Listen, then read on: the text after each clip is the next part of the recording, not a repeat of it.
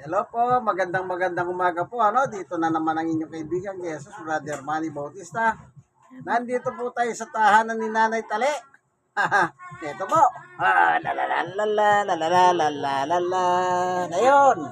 Ito po, nakahiga na naman. Ang ginawa ko, nakahiga. Dumating na ba po, kapatid ko isa, nakahiga rin ako. Dahil ang dami nila, wala pa naglikod ako. Sabi ko kasi, Kaya po siya bedridden kasi ko yung balakang niya. Ayan, nagka-depresa po yung buto. Hindi po siya makatayo ayon po sa doktor, yung finding ng doktor. Ngayon, gusto sana siyang operahan. Pero dahil may edad na, 83 ka na. sa 23, Alam niyo po, pagka senior citizen ka na, lalo na yung edad, 80, may higit, medyo na yan. sa February, Yung mga opera hindi na masyadong advisable. Kasi nga, yung katawan, humihina na. Naalala niyo ba si, nung araw?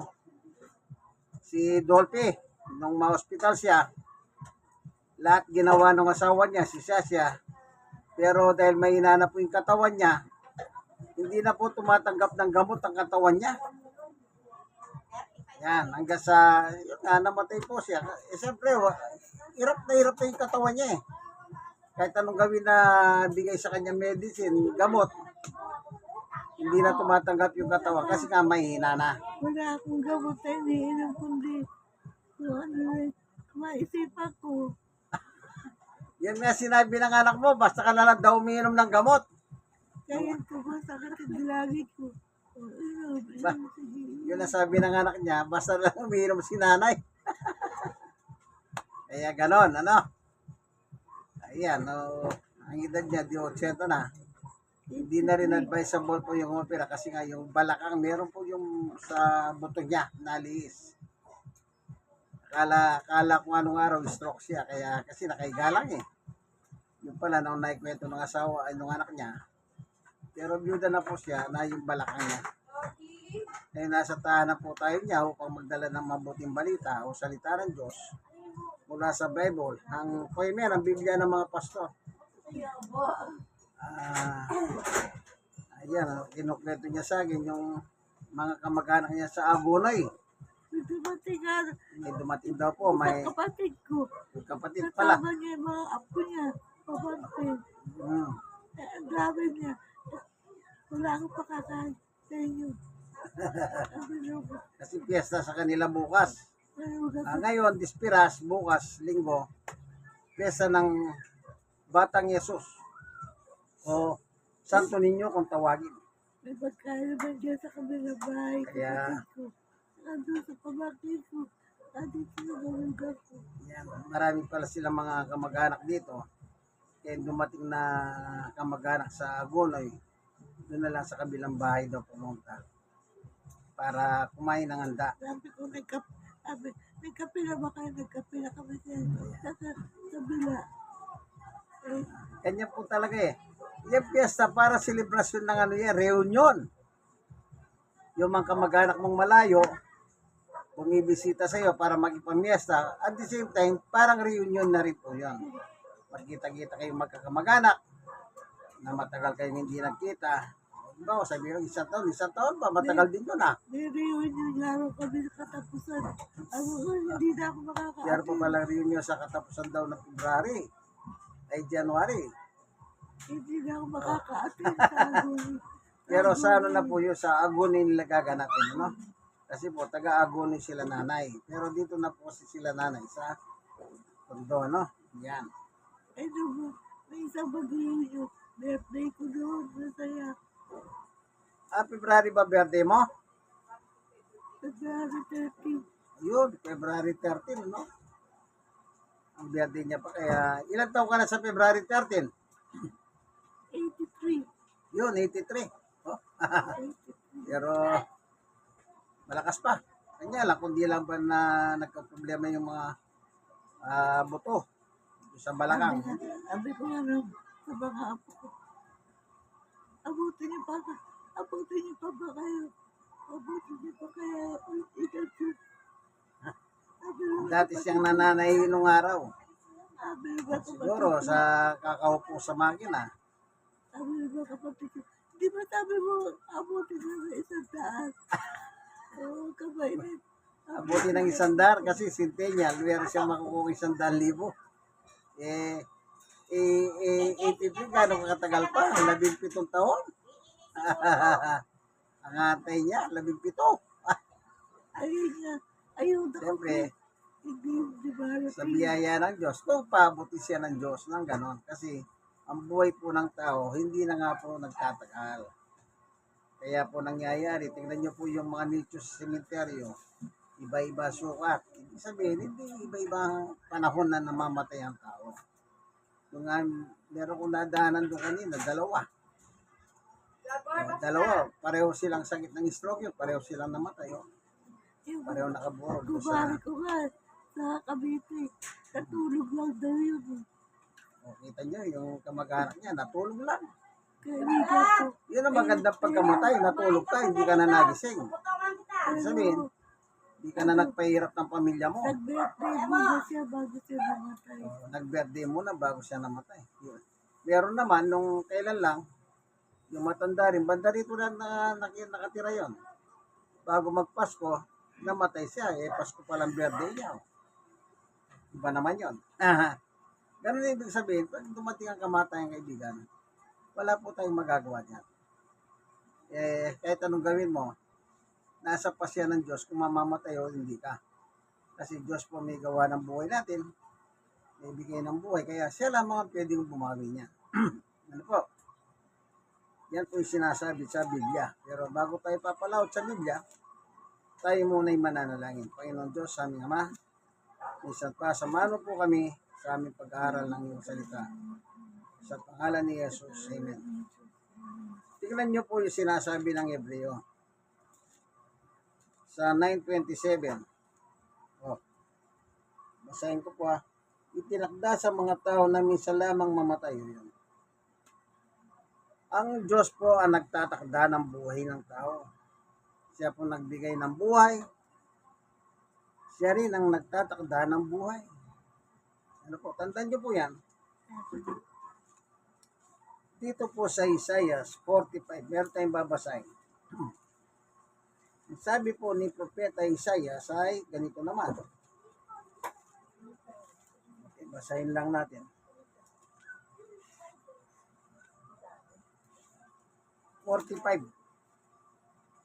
Chapter 45. Verse, tignan natin. Ito. 12. Sabi ng Diyos, ako ang lumikha ng buong daigdig, the entire universe. Pati mga taong do'y tumatahan. Kita niyo po, sino lumikha sa tao? Ang Diyos. Saan tayo tumatahan? Sa daigdig na nilikha ng Diyos. Yung daigdig, yung the entire universe, nilikha ng Diyos para doon tayo ilagay. Kaya kung siya lumikha sa atin, siya rin po ang babawi ng buhay natin pag pinadala po yung takda ng buhay. Pero pag ayaw pa ng Diyos na mamatay tayo, hindi ka mamamatay, kaibigan. Kagaya po lang sa amin po, yung meron doon isang babae, dalaga yun eh. Meron siya nakarelasyon na may asawa. Kaya nung nagkikipag-iwalay po yung babae, ayaw pumayag ng lalaki. Ang ginawa ng lalaki, siguro, ewan ko, na pinasukan ng kademonyo nga siguro, pinagsasak yung babae. Ang saksak sa kanya yata, inabot na saksak ng kanyang katawan, yan ang laban eh, na mahigit 20. Pero hindi po siya namatay. Yun po yung ibig ko sabihin. Isipin niyo, mahigit na 20 po pero hindi siya namatay. Kasi ang may hawak ng buhay ng tao ay Diyos. Nasa kanya yung control. Parang si Haring Ezekias nung panahon niya, nang hindi pa ipaintulot ng Diyos. O tingnan niyo ha, basahin lang natin. Kaya hanggang ngayon buhay po yung babae. Dapat makukulong yung lalaki. Iyon, nakipag-areglo na lang at bayan. Kaya hindi nakulong. Ito, tingnan natin yung kay Haring Ezekias.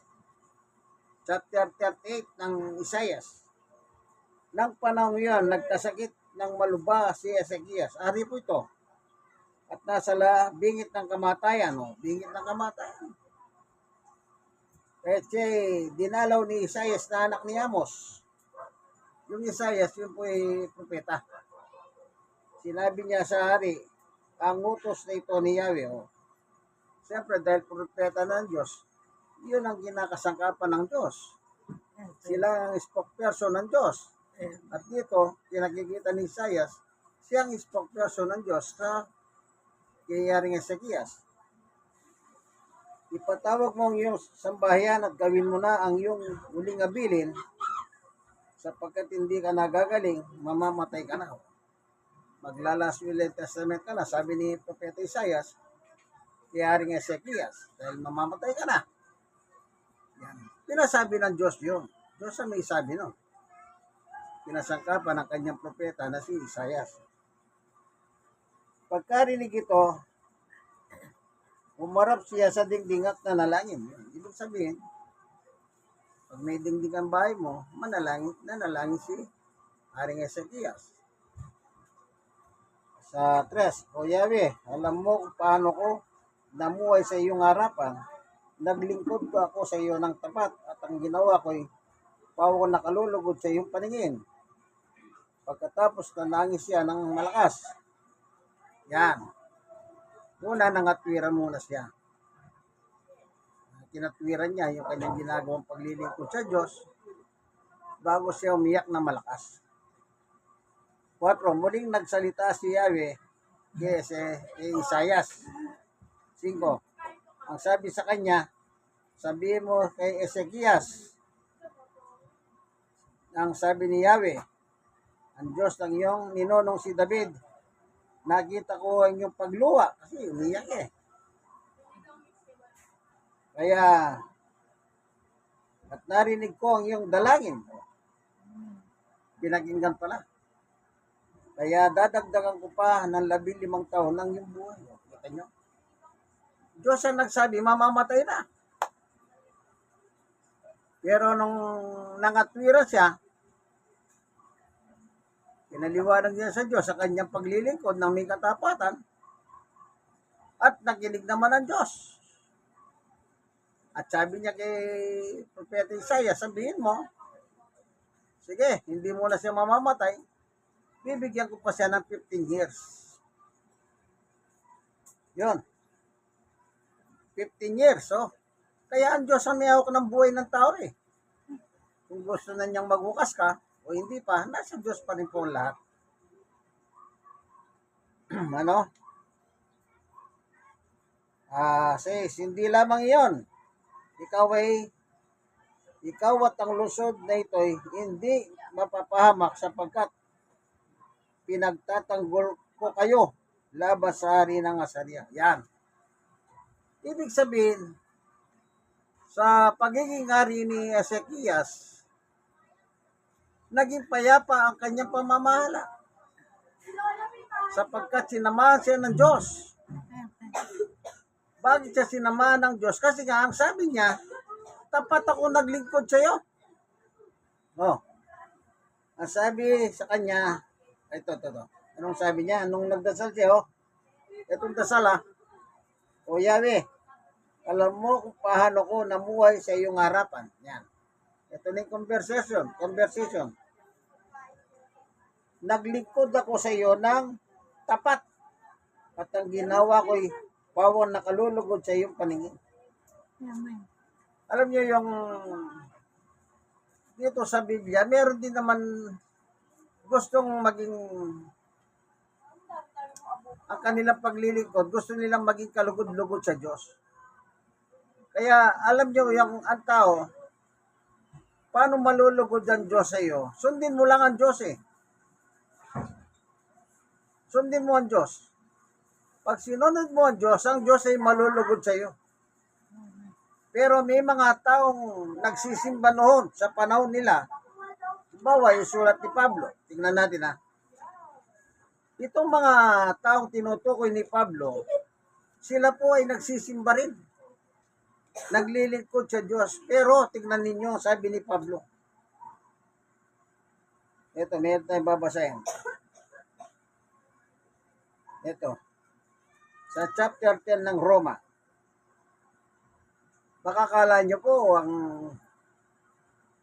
pag-akala nyo yung paglilingkod, tama. Baka hindi pala. Kagaya nito, babasahin ko. Roma 10:1. Mga kapatid, ang pinakananais ng puso ko at dalangin at idinadalangin ko sa Diyos ay ang maligtas ang Israel. Kita nyo yung mga Israelita. Yun ang inihiling ni Pablo sa Diyos. Nang sila ay maligtas. Pero ibig sabihin, hindi sila ligtas. Pero ito yung patutuo ni Pablo. 2, sapagkat saksi ako na sila'y masigasig na maging kalugod-lugod sa Diyos. Hindi nga lamang batay sa tamang-tamang kaalaman. Kita nyo? Reliyosong tao, naglilingkod sa Diyos, nagsisimba, gusto nilang maging kalugod-lugod sa Diyos. Pero, kasi po, mali ang kanilang pamamaraan. Yun nga po sinabi ko sa inyo. Kung talagang gusto nyo maging mabuti sa Diyos, o kalugod, maglingkod na po kayo ng totoo. Kagaya ni Ezekias, nagtapat siya. Ngayon ang tanong, nakita ba ng Diyos yung sinabi? Opo. Sapagkat lahat ng tao po ay alam ng Diyos ang ginagawa sa ibabaw ng lupa. Kaya yung ginawa ni Ezekias, yan, muli niyang niremind sa Diyos. Ako'y tapat na naglingkod sa Diyos. So, anong ginawa ng Diyos? Nakinig sa kanyang panalangin at sa kanyang mga sinasabi. Kaya sabi ng Diyos, sige, dadagdagan ko pa ng 15 years ang iyong buhay at habang ikaw ang hari, magiging payapa ang iyong pag-ahari. Kaya, kita niyo po, may benepisyo pa. Walang naging gulo sa panahon. Ganun lang din po sa atin ngayon. Kung paano nga nangyari noon, pwede rin mangyari sa ating panahon. Pero wag natin gayahin itong sa nasa Biblia na sinabi ni Pablo na gusto nila maging kalugod-lugod sa Diyos, pero wala na. Kasi mali yung pamamaraan nila. Tuloy natin.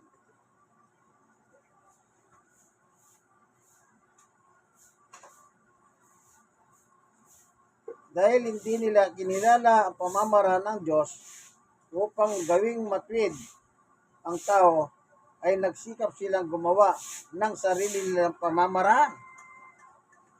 Hindi sila nagpasakop sa pamamaraan na tinakda ng Diyos. Kita nyo? Kailangan maging pagkagusto mo sa Diyos, susundin mo lang ang Diyos. Kaya dito sa Roma, pa rin, chapter 1, ganito naman ang nakalagay sa 21. Kahit nakilala nila ang Diyos, siya hindi nila pinarangalan bilang Diyos, ni pinasalamatan man. Sa halip, nagkahaka silang ng mga bagay na walang kabuluhan, at nagdilim ang angal nilang pag-iisip. Yun pala. Yun ang dahilan. 22, sila'y nagmamarunong, ngunit lumitaw na sila'y mga angal. Kita nyo? Iba kasi yung pamamarahan nila. Ang gusto nila, yung pamamarahan nila. Kaya hindi po sila naging kalugod-lugod sa Diyos. Oh. Anong dalangin ni Pablo? Gusto ko maligtas sila. Isipin niyo po. Kunwari, maka-Diyos, pero hindi pala sila ligtas. At maraming ganyan po sa ibabaw ng lupa. So, anong dapat gawin? Maging totoo tayo kasi totoo ang Diyos na may gawa ng langit at lupa. Po, ito po ang inyong kaibigan kay Jesus, Brother Manny Bautista. Nasa tahanan tayo ni Nanay Tali sa Barangay 104, Zone 8, District 1, Tondo, Manila. Ito pong street nila, Santa Fe. Santa Fe Street. Yan. Kaya kung gusto niyo siyang pasyalan, dalawin, nasa inyo po yan. At least, nasabi ko naman dito sa video yung address niya. Nanay Tali. Yung dating mananay ng damit. Po, sige, hanggang dito na lamang po ang ating video para sa kanya at ang yung salita ng Diyos. Po, sana meron po kayo natutunan. God bless us all. Bye. Ito po muli si Nanay Tali. Ayan, siya po kumakaway pa. Siguro kakandidato yan. Hindi na nga Joke lang po yun.